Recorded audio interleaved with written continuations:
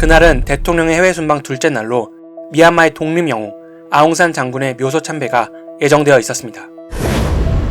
행사 진행 10분 전 부총리, 외무장관 등 고위 관료들이 먼저 행사 장소에 도착하여 대통령을 맞을 준비를 하였죠. 5분쯤 지났을까요? 오셨나보다. 태극기를 단 감색 계통의 벤츠 차량 한 대가 경찰들의 호의 속에 등장하였습니다.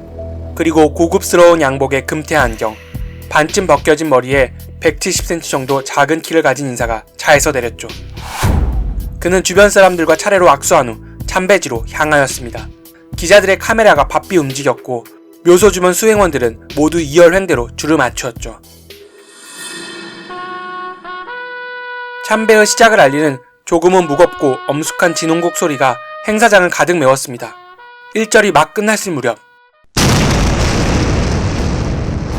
의문의 폭탄이 터지며 주변을 아수라장으로 만들었습니다.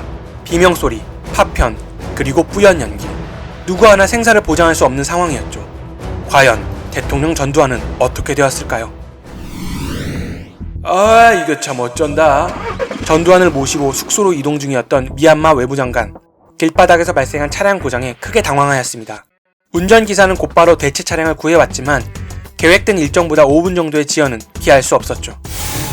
한편 약속 시간에 맞춰 로비에 내려온 전두환. 국가 원수가 타국의 외무장관을 기다리고 있던 모양새가 그랬던지 사람들과 인사는 하지. 주변에 있던 숙소 근무자들과 일일이 악수하며 그들을 격려하기 시작했습니다. 그 사이 카카 외무장관이 도착했답니다. 하지만 이미 시작한 인사를 중간에 멈출 수는 없었고 그렇게 또 5분 정도 일정이 미뤄지게 됩니다. 그때는 몰랐을 겁니다. 이 10분이 운명을 얼마나 뒤바꿔 놨을지를요. 그 시각 행사장, 안경, 머리 스타일, 키 등 전두환과 유사한 용모를 가진 사람이 등장했죠. 바로 이계철 주 미얀마 한국대사였습니다. 그가 사람들과 악수 후 입장하자 진행요원은 그를 전두환으로 착각, 나팔수들에게 사인을 보냈고 장례에는 진홍곡이 연주됩니다. 아직 각하가 안 왔는데 왜 연주가 시작되지? 몇몇의 우리나라 인사들이 이를 의아하게 생각했지만 연습 중이겠거니 하며 큰 의미를 부여하지 않았습니다. 죽은 사람을 달래준다는 진홍곡. 하지만 그날 다른 누군가에게는 테러를 시작하는 신호였죠. 그들은 곡소리가 울려 퍼지자 행사가 시작되었다고 판단했고 전두환이 아직 오지 않았음에도 폭탄을 터뜨려버립니다. 일정 지연과 나팔수의 착각, 이 기막힌 우연이 국가 원수의 운명을 죽음에서 삶으로 바꿔놓습니다. 반면 행사에 참석한 인사 대부분은 폭탄 근처에 있었기 때문에 목숨을 잃을 수밖에 없었습니다. 17명. 대부분이 고위 관료로 부총리와 외무장관도 포함되어 있었죠. 부상자 또한 수십 명에 달할 정도로 너무나도 큰 사고였습니다. 순방국, 그것도 국가 영웅 묘지 앞에서 행한 끔찍한 테러. 누가 벌린 일일까요? 사고 직후 미얀마는 비상이 걸렸고 대대적인 수사 인력을 동원 가능한 빨리 범인 검거를 시도합니다. 국가의 성지에서 테러가 발생했다는 사실 자체만으로도 문제가 상당했고 자칫하면 테러에 협조했다는 오해를 받을 수 있었기 때문입니다. 하지만 현장은 모두 훼손되며 뚜렷한 증거를 찾기 어려운 탓에 자칫 미궁으로 빠질 수도 있었습니다. 하지만 뜻밖의 행운이 검거를 앞당겼죠. 거기 가면 준비된 배가 있을 기라. 사고 직후 3명의 범인은 현장으로부터 7km 정도 떨어진 양공강으로 달렸습니다. 테러의 마지막 일정은 준비된 배를 타고 도주. 하지만 약속과 달리 강가 주변에는 아무것도 없었습니다. 근처 몇 킬로미터까지 샅샅이 뒤졌지만 배의 흔적조차 찾을 수 없었죠. 우릴 버린 것이었구나. 그들은 현실을 깨달았고 강가 주변이나 마을에 몸을 숨깁니다. 하지만 강화된 검문, 수상한 행정은 시민들의 신고로 이어졌고 얼마 못 가 경찰에 발각되었습니다. 그중 한 명은 경찰로부터 도주하다가 총격을 입고 사망했지만 2명은 경찰 위협에 준비해둔 수류탄을 꺼내 대항했죠. 가까이 오지마. 오면 던질 거야. 수류탄에 안전핀을 뽑고 던질 준비를 하는 순간 이게 왜 지금 터지는 거야? 사실 그들이 가지고 있던 수류탄은 지급시 몰래 조작된 것이었습니다. 안전핀만 뽑으면 기폭이 되도록 하여 소지자가 죽거나 크게 다치게 만든 것입니다. 준비되지 않은 배와 조작된 수류탄. 그들은 철저히 외면당했죠.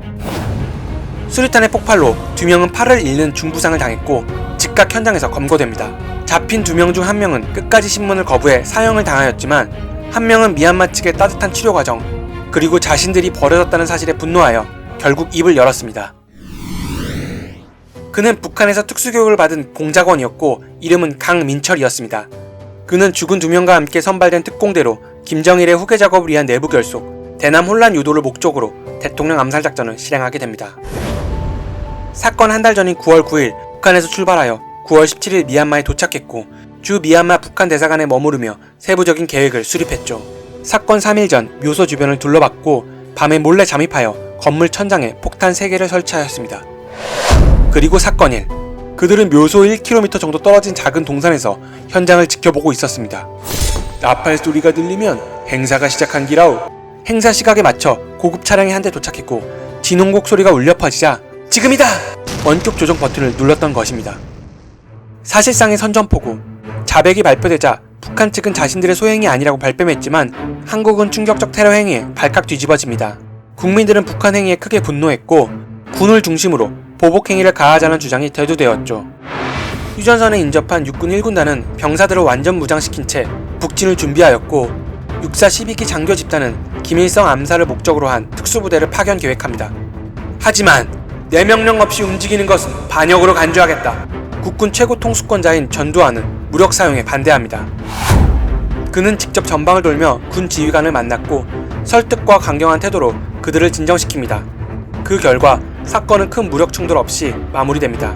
대통령의 암살 미수 직전까지 갔던 아웅산 묘소 테러 사건.